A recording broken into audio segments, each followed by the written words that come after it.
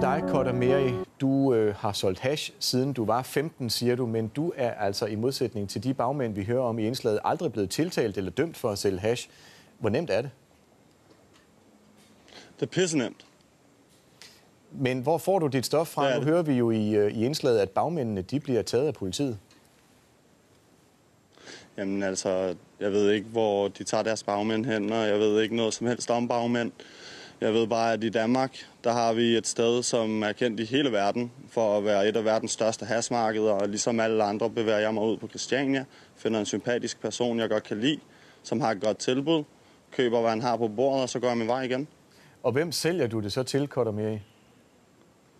Så sælger jeg hash til alle typer, altså. Og det er jo ikke, til hverdag er jeg ikke på nogen måde pusher. Jeg har lavet et gimmick og jeg er eventmager. Jeg har lavet en event, der stod bag. En event, hvor jeg har proklameret mig selv som kæmpe pusher, der sælger hash med posten og kan levere til alle steder i hele verden for at skabe fokus på det her. Jeg ryger hash til hverdag, og jeg har altid 5 gram eller 10 gram på mig, fordi at det skal jeg have til at dække mit eget behov. Og når jeg så møder i min hverdag min læge, min advokat, mine kammerater, en butiksindehaver, en butiksassistent, altså det er hvem som helst. Altså alle mulige mennesker, jeg møder, de kender mig som en ryger, og de ryger selv. Så spørger de mig, hej Kotter, har du en klump? Jamen det har jeg. Hvad koster den? Jamen værsgo. Det kan være gratis. Så du siger altså, Kotter Meri, du sælger til mange af dem, du møder på din vej, men har du overhovedet ingen betænkeligheder ved, at du dermed finansierer de bander, der står bag importen af hash? Nej, fordi ansvaret, du skal jo ikke skyde skylden på mig. Ansvaret for, at der står nogle bander og importerer hash, den ligger hos regeringen, der forbyder hash. Der er nogen, der er nødt til at dække efterspørgselen, der er i Danmark. Og vi har også ret mange unge, der ikke kan finde et job. Hvis de så kan finde en tilværelse som hash-importører, så er de mine helte. Men tænker du ikke på, at der er to... Kotter Meri, tænker du ikke på, at 2 skridt bag... Kotter Meri, prøv lige en gang at høre. Tænker du ikke på, at 2 skridt bag den mand, som du kalder en sympatisk mellemmand, der står måske en gangster, som har kriminalitet og drab og så videre på samvittigheden? Hvorfor har han det? Det siger politiet, og det er jo kendt.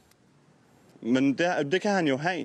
Men i og med, at politiet, de er jo nødt til at gøre deres arbejde og intensificere jagten. De er nødt til at søge bagmændene og eftersøge bagmændene og jagte dem med alle midler.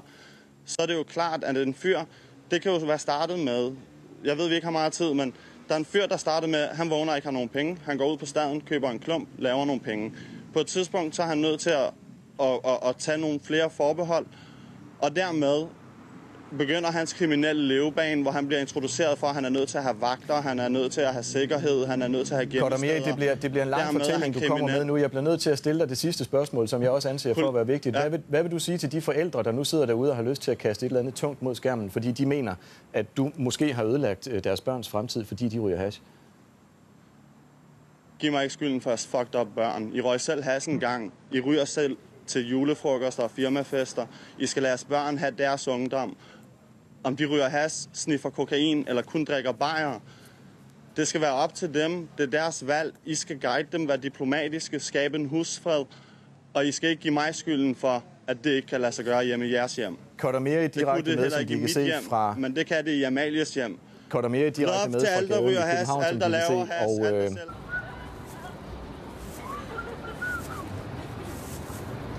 Hashish. Skunk. Anyone? Hey. Hashish. Skunk.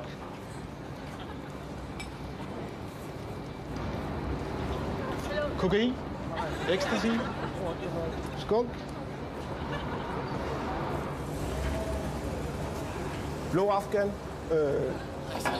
Kokain. Heroin. Ecstasy. Kokain. Hash. Marijuana. 50 kroner, 2 gram. Kom så.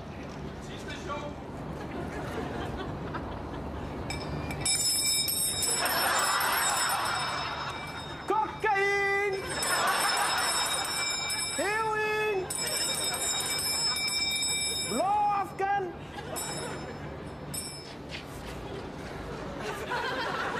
Hej. hvad er du gang i herude? Jamen, hash, kokain.